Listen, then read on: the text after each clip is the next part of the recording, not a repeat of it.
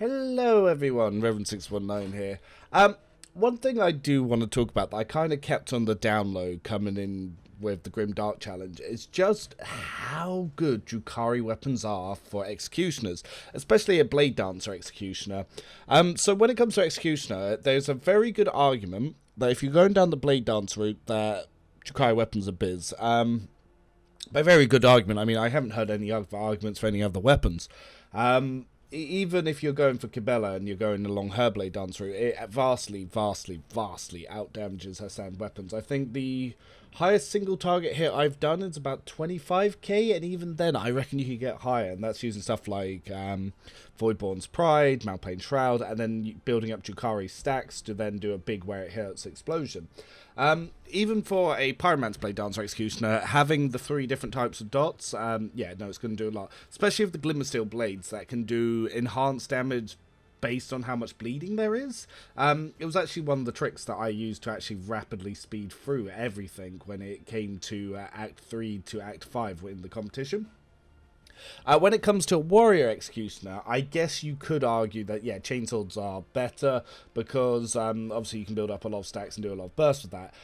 Like using Malpain Shroud with a Warrior Executioner that's got Voidborn's Pride as well to build up their Medicaid. So when you have over 1,000 health, then you use Reckless Abandon to have that 300 health. You'll have 300% bonus damage, 300 health for Malpain Shroud, and then with a Chainsaw Burst attack doing like 7 hits on top of with the bleeding, the Pyro Orchestrate Flame, then yeah, you're going to do a lot. And if you've got the Pyromancy ability to add on Toxin, it'll do some stuff.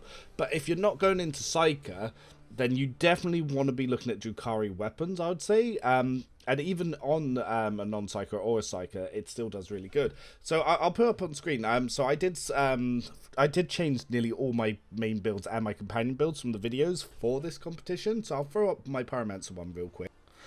You can't actually pick up these talents until level 22, but what you can do is once you do get into them is you need to take Lord Xenos, and so I take them around level 30 because that's around the time you'll be going into Act 3, and you'll start to notice you'll actually do a lot more damage when you're then using them. And it creates a lot more ways to like proc very high damage.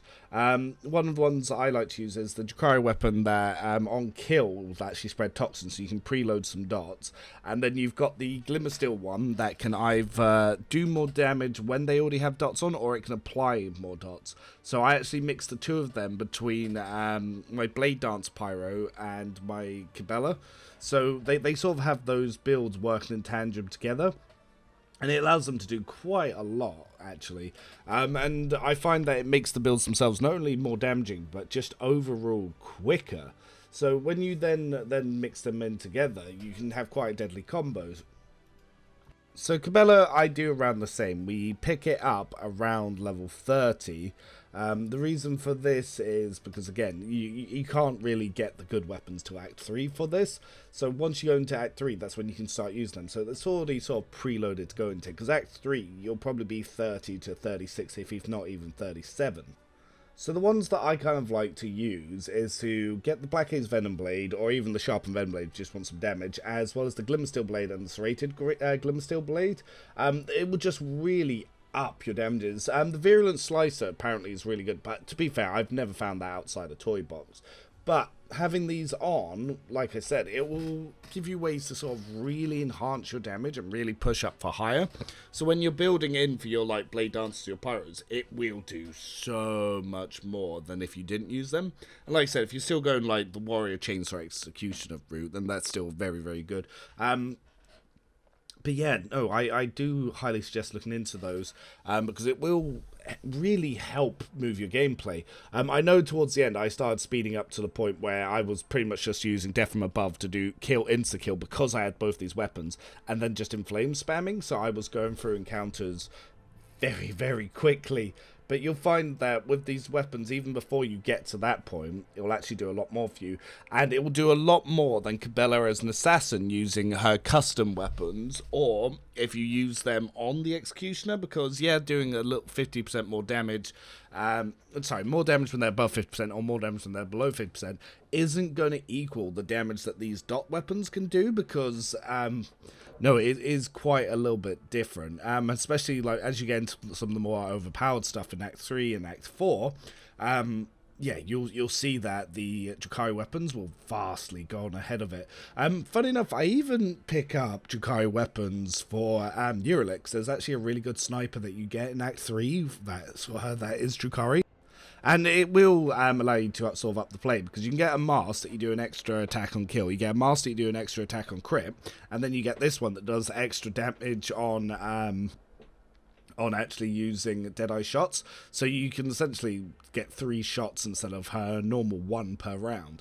So it's a way to up it. And then if you've gone into Bounty Hunter, there's another 4th shot there. So you can then loop some stuff to bring it hurts. But as you can see, the Venomous Slash there, the amount of damage that it did, just hitting stuff off to really do some damage with Kabila.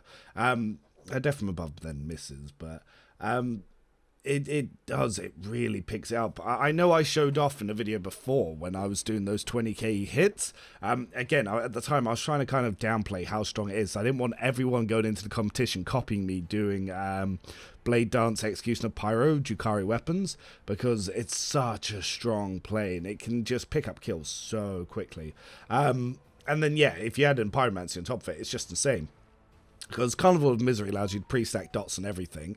Then you have weapons that insta-proc dots as soon as you hit and do more damage, and it will apply to even your Death from Above. So once you start loading up everything and then you just start smacking things, everything on screen will explode as you do it. And what's funny is even when they like dodge or parry, they still sometimes take damage because of the elemental sides to it. So what I'll do is I'll show you a couple of like clips towards the end of Act 3 once I've got these setups going, and it's mostly buffing and then jumping in and getting those extra free kills, and then the occasional big where it hurts hit. So let me show you a little bit of that. So Kabila here, throwing down her blood, Reckless Abandon, and then a Blade Dance, or should I say, first we're going to do Blood Oath, then a Blade Dance to build up some stacks, and pretty much everything on screen then dies. So she's then got, because of Skirmisher Boots, you can get a little bit more movement. Can Blade Dance to try and get a little bit closer, or Blood Oath with Blood Rush to close that gap so she can actually jump in. The jump-ins, if they're not blocked, dodged, or parried, will then apply stacks. Sometimes even when people do block or dodge, it then allows me to apply stacks, and then you can use something like Pain Resonance to build up the stacks even more. So then when you then hit them with where it hurts, you'll do massive damage. That will do, on top of that, which then obviously gives you more Death from Above charges. Even for stuff like... I can't remember what this guy's called now. But anyway, yeah, no, same again. You Pain Resonance after a jump in with Death from Above, and then you can Blade Dance, build up a load of stacks, and if it somehow survives, you can then, where it hurts. Again, Carnival of Misery as well can build up a lot of stacks. You can use Inflame to actually build up your damage and clear most of the battle, but then you'll see again... because they've already got stacks, now I've got the 2 sources of weapons. As I then jump in, you'll see massive explosions, even from the Death from Above. And then, because they're already dead, didn't matter, but then you still got your ranged options with Firestorm.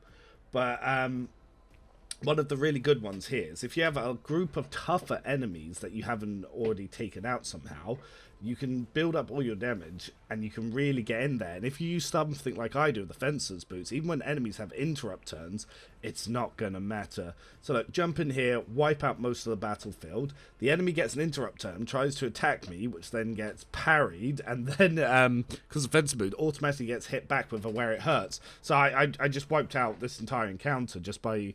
doing a Death from Above there, because the auto parry then took out the rest of it. So I'm already a better Vanguard than Vanguard can ever hope to be, as well as being a better range caster than most range groups can hope to be. And it really does work for every encounter. Like, once you start getting into Act 3, because of these weapons, just how overpowered your dot ticks are is absolutely insane. And then, obviously, Carnival of Misery helps preload things. Then you can even use your Psyker abilities, or if you're using Kabila, you just keep moving around the battlefield. You just keep hitting things and taking stuff out. It's definitely a lot more powerful. Again, if you're making a Blade Dance Executioner, use Jukari weapons. If you're a Psyker, Pyromancy and Orchestrate Flames. You want to use them. You cannot go wrong with the build as long as you follow these things. If someone is telling you not to do these things, they're not giving you the best option for your build. But, yeah, I hope you enjoyed the clips. I'm actually going to be working on some non-psyker builds next, so be looking forward to me doing revised companion builds for, obviously, the competition, and doing an operative. So, see you all.